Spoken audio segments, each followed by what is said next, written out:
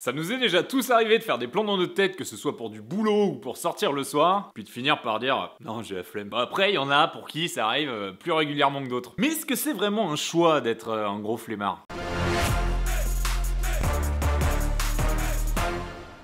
Cet état d'esprit de vouloir toujours repousser les choses à plus tard, il est tellement répandu qu'en fait il y a plein de mots pour en parler. Il désigne à peu près la même chose avec des petites nuances. T'as la flemme, la procrastination, l'altermoiement, la paresse, la flemmingite. Enfin bref, je pourrais vous expliquer d'où vient le mot flemme, mais là j'ai la flemme. Bon allez quand même, rapidement. Le mot flemme est emprunté de l'italien flemma, qui veut dire flegme ou concrètement lenteur. Et en fait cette expression elle remonte au Moyen-Âge, où les médecins pensaient que certains fluides corporels influaient sur l'humeur et sur le comportement. Et parmi ces fluides, il y en avait un qui s'appelait le flegme. En gros aujourd'hui c'est plutôt appelé un molar. Bref, une personne qui avait du flegme, donc qui morvait un peu et crachait par terre, c'était une personne considérée comme peu dynamique en général. Bref, il semblerait qu'aujourd'hui la population est constituée de 20% de procrastinateurs chroniques. Donc des gens qui repoussent ce qu'ils doivent faire à plus tard. Dis-nous si t'en fais partie en commentaire, histoire qu'on sache si on a à peu près la même proportion sur cette chaîne. Et selon un docteur néo-zélandais qui a écrit un livre sur la génétique de la santé, si aujourd'hui le fait de rien foutre c'est pas super bien vu dans la société actuelle, bah c'est un trait caractériel qui se serait passé de génération en génération, tout simplement parce qu'il y avait un moment dans la vie de l'humanité, il valait mieux savoir se planquer dans une grotte et pas faire grand chose que de se balader et de se faire bouffer par des ours quoi. Et ouais, donc en fait à l'époque les gens qui savaient le mieux se planquer, ils survivaient mieux tout simplement parce qu'ils évitaient les conflits dangereux. Il y avait pas vraiment Netflix dans leur grotte, donc ils avaient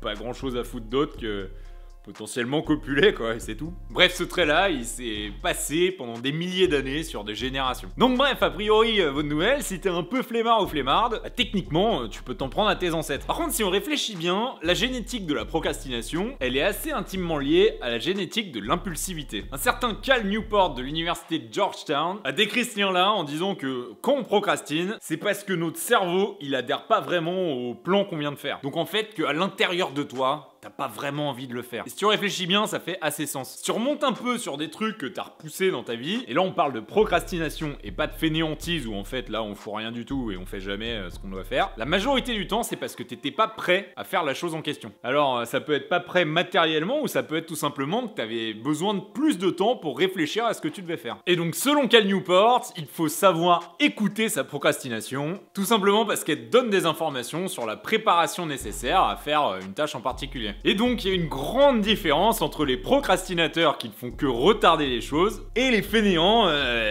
qui foutent rien quoi. En anglais on les appelle les couch potatoes, les patates de canapé. Et donc il y a une étude de l'Institut de génétique et de biologie de Pékin qui a découvert une mutation génétique chez les souris qui produit une protéine qui interfère avec le système dopaminergique du cerveau. J'ai déjà fait quelques vidéos sur la dopamine que je vous mettrai en lien dans la description, mais en gros la dopamine c'est un neurotransmetteur qui permet aux signaux électriques de passer entre les cellules du cerveau et qui régule pas mal de processus, notamment les niveaux d'activité physique et le plaisir. Et donc en fait c'est tout à fait possible que certaines personnes prennent du plaisir à faire quelque chose tout le temps, alors que d'autres personnes prennent plutôt leur pied à rien foutre. Toi, tu fais partie de quelle catégorie ? Bon bref, l'étude chinoise que je viens de mentionner, elle a été faite sur des souris. Et celles qui étaient porteuses de la mutation génétique, elles avaient leurs récepteurs de dopamine qui restaient accumulés à l'intérieur de leurs cellules cérébrales. Alors que normalement, les récepteurs, ils sont transportés à la surface cellulaire. Donc en fait, juste, les récepteurs marchaient pas quoi. Et donc leur cerveau recevait pas les signaux de la dopamine qui étaient générés pendant l'effort. Et donc en fait, ces souris-là, elles sont devenues complètement léthargiques et elles sont devenues grosses. Elles ont développé des symptômes similaires à un truc qu'on s'appelle le syndrome métabolique. Et ce syndrome, c'est un terme médical qui représente l'association d'une série de problèmes de santé qui ont en commun un mauvais métabolisme corporel. Et donc tout ça, ça entraîne des facteurs de risque liés au diabète, à l'hypertension ou à l'obésité. Bref, ces souris, elles étaient devenues en super mauvaise santé, elles étaient un peu mollassonnes quoi. Et ils ont continué l'étude en se demandant si cette mutation génétique, elle pouvait aussi impacter les humains. Donc ils ont pris 363 Chinois obèses et touchés par le syndrome métabolique, et ils ont cherché cette mutation génétique. Bah ils l'ont trouvé que dans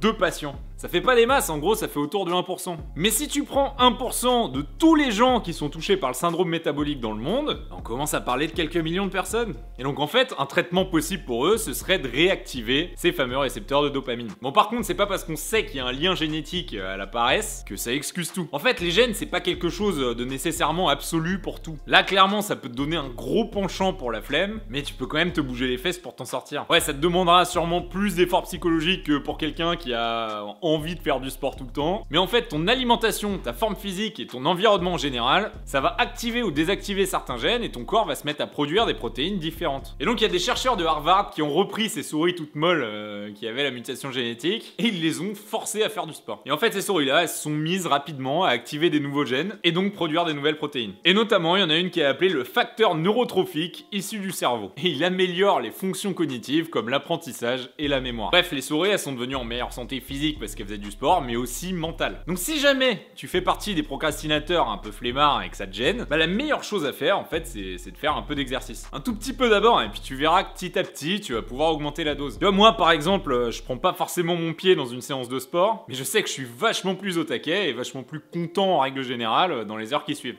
Et par contre, me faire une séance de sport le matin, bah je galère, j'ai la flemme. C'est un peu un cercle vicieux, il faut de la volonté pour en sortir. Et si t'as aimé qu'on parle de dopamine, j'ai fait une vidéo sur les émotions et sur le fait qu'on puisse ne plus en avoir du tout. N'hésite pas à aller la voir, elle pourra peut-être t'intéresser aussi. Et un dernier petit truc, c'est qu'il y a plein de monde qui me demande si je continue de poster des vidéos parce qu'ils me voient plus passer. L'algorithme de YouTube, il peut être un peu bizarre, donc si tu veux être sûr de recevoir les prochains épisodes, faut vraiment t'abonner et activer les notifications. Et puis si tu peux liker cette vidéo là, moi ça me fait toujours plaisir. Allez, moi je vais essayer de me motiver un peu pour une séance de sport du soir là. A plus.